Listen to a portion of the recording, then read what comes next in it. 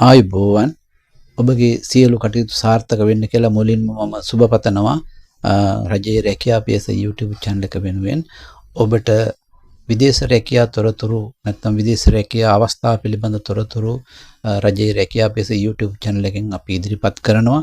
ඒ වගේම මතක් කරන්න කැමතියි අද මම ඔබට කැනඩාවේ පවතින රැකියා ප්‍රපාඩු පිළිබඳ තොරතුරු ඉදිරිපත් කරන්නේ.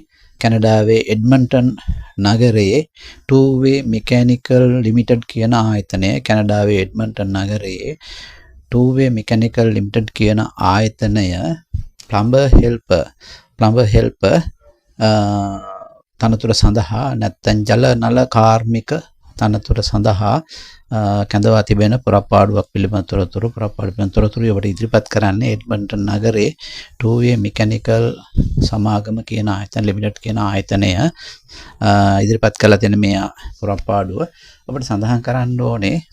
මේ ආයතනය සඳහන් කරනවා උදේ කාලේ සවස දවල් මේ ආදි විදිහට ඔබට කැමති වෙලාවක ඔබේ ඩියුටි වෙලාව නැත්නම් රැකියාව කරන වේලාව වෙන් කර ගන්න ඔබට පුළුවන් කියලා සඳහන් කරනවා.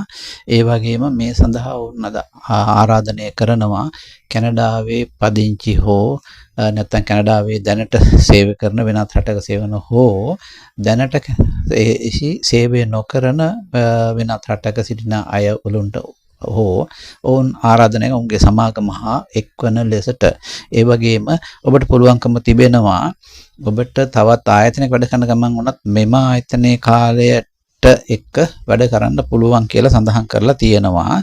ඔවුන් සඳහන් කරන වැටුප ඩොලර් 26ක් වෙනවා. US ඩොලර් 26ක් වෙනවා පැයකට ගෙවන ගණන. ඒ අනුව ඔබේ සීමිත කාලය නැත්නම් ඔබට තිබෙන කාලය අනුව වැඩ කරන්න පුළුවන්. එහෙමත් නැත්නම් ඔබට පූර්ණ කාලීනවත් මෙම ආයතනයේ වැඩ කරන්න පුළුවන් බව සඳහන් වෙනවා. ඔබ පූර්ණ කාලීනව වැඩ කරමින් අතිරේක කාලයක් නැත්නම් OT ඔබ කරන්නත් කැමති නම් ඔබට ලබාගත හැකි වැටුප මෙහි සඳහන් කරන වැටුපට වඩා වැඩි වෙනවා. සාමාන්‍යයෙන් සතියේ පැය 40 ඔබ වැඩ කරොත් ඔබට ලක්ෂ 13ක මුදලක් උපයන්න පුළුවන් මාසික වැටුප විදිහට. එබැවින් ඔබට කරන්න තියෙන්නේ ඔබේ සේවා කාලය මම සඳහන් කරා උදෑසන සවස් අතියන්තය මේ විදිහට වැඩ කරන්න පුළුවන්. ඔබට තියෙන්නේ මේ ගොඩනැගිලි ද්‍රව්‍ය නැත්නම් මේ ජලනල කාර්මික කටයුතු සඳහා අදාළ ද්‍රව්‍ය ගෙන යාම, ඒව පැටවීම බෑම, ඒ වගේම කාණු පද්ධති සකස් කිරීම සඳහා සහාය වීම මේ ආදී විදිහට ජලනල කාර්මික ශාස්ත්‍රයට අදාළ සහාය සේවාවන් සඳහා කම්කරු සේවය සඳහා තමයි ඔබ කැඳවන්නේ. ඒ වගේම ඔබට සඳහන් කරන්න ඕනේ මේ සඳහා කිසිදු අධ්‍යාපන සුසුකමක් හෝ විභාග සහතික සුදුසුකමක් කඩදාසි සුදුසුකමක් ඉල්ලන්නේ නැති බව සඳහන් කරන්න කැමතියි. ඒ වගේම ඔබට මතක් කරන්න ඕනේ ඔබ තවමත් රජයේ රැකියා පිස YouTube channel එක subscribe කර නැත්නම් අපේ channel එක subscribe කරන්න කියලා මතක් කරනවා.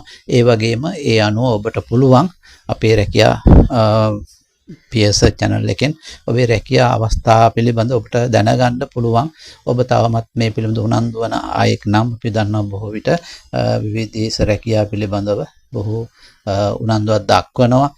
විදේශ රැකියාව වලට යන්න බලාපොරොත්තු වෙනවා. ඒ සඳහා පහසුකම් හොයනවා. මේ විදිහට අද මේ වන විට රටේ බොහෝ දෙනෙක්ගේ අවශ්‍යතාවයක් වෙලා තියෙනවා. ඒ නිසා අපේ channel එක ඔබට පරිශීලනය කරත් නැත්නම් ආශ්‍රය කරොත් ඔබට පුළුවන් ඔබේ අවශ්‍යතාවය ඉටු කරගන්න කියලා මතක් කරනවා. ඒ නිසා අපේ channel එක subscribe කරන්න කියලාත් මතක් කරන්න කැමතියි. ඒ වගේම මේ වීඩියෝ like කරන්න කියලාත් මම ඔබෙන් ඉල්ලීමක් කරන්න කැමතියි. ඔබට සඳහන් කරා මම අධ්‍යාපන සුසුකම් අවශ්‍ය නැහැ කියලා. එසේ වුණත් ඔබට ඉංග්‍රීසි භාෂාව භාවිත කිරීමේ යම්කිසි හැකියාවක් අවශ්‍ය වෙනවා. ඉංග්‍රීසි වලින් තමයි ඔබට වැඩ කරන්න වෙන්නේ. කියන්නේ ලියන කියන ඒවා නෙමෙයි. ඔබට වෙන්නේ කතා බහ කරන්න. ඔබට සමහර විට යමක් ලියා ගන්න වෙන්න පුළුවන් වැඩ කරනකොට. ඒ අනුව ඔබ යම්කිසි දැනුමක් තිබෙන අයෙක් වෙන්න ඕනේ කැනඩාවේ රැකියා කිරීම සඳහා. විශේෂයෙන් සඳහන් කරන්නේ කැනඩාව විතරක් නෙමෙයි. මම දන්නවා අපේ channel එක subscribe කරනවා, අපිට like කරනවා ලෝකේ විවිධ රටවල් වල ඉන්න අපේ ශ්‍රී ලාංකික අය ඔබට පුළුවන්කම තියෙනවා ඒ රටවල ඉඳලත් මේ රැකියාවට අයදුම් කරන්න ඔබේ කරන රැකියාව බොහෝ වෙලාවට අපි ඒජන්සි මගින් ගියාම අපි දන්නේ නැහැ රැකියාව. ඒ වගේම අපේ වැටුපක දැන දන්නේ නැහැ. ගිහිල්ලා ඒ අය දෙන වැටුපට දෙන රැකියාව කරන්න වෙනවා. නමුත් ඔබට ඊට වඩා සතුටටපත් වෙන්න පුළුවන් ඔබම දන්නා ආයතනයක් ඔබ දන්නා කියන අදහස් කරන්නේ ඔබ මේ ආයතනයට අයදුම් කරන්නේ ඔබ විසින්මයි. එතකොට ඔබට පුළුවන් ඔබ අයදුම් කරලා ඔබටම ඒ රැකියාව සඳහා අයදුම් පත්‍රය යොමු කරලා ඔබේ රැකියාව ගන්න. එතකොට ඒ අනුව රැකියාවට අයදුම් පත්‍රය යොමු කරන්නේ ඔබමයි ඔබ විසින්මයි මේ ආයතනයේ ආයුධ පත්‍රය යොමු කරන්නේ ඔන්ලයින් ඔබේ ආයුධ පත්‍රය මම මේ සඳහන් කරන්නේ නැත්නම් අපේ මේ වීඩියෝ අවසානයේ ඩිස්ක්‍රිප්ෂන් වල පළමු කමෙන්ට් එකේ සඳහන් ලින්ක් එකෙන් ගියාම ඔබට පුළුවන්කම තිබෙනවා අපේ ඇප් එකට යන්න. ඇප් එකේ සඳහන් කරලා තියෙන පුරාපාඩු අනුව නැත්නම් මේ ආයතනය ඔබට තෝරගෙන ඒ ආයතනයේ දක්වා තියෙන ආයුධ පත්‍රය ඔබට සම්පූර්ණ කරලා යවන එක ඔබ කරන්න ඕනේ. ඒ වගේම එහිදී ඔබේ CV එකකුත් මේ ආයුධ පත්‍රයට යා කරලා ඉදිරිපත් කිරීම අවශ්‍ය වෙනවා. එයින් ඔබේ තොරතුරු තවදුරටත් ආයතනයට ලබා ගන්න පුළුවන්.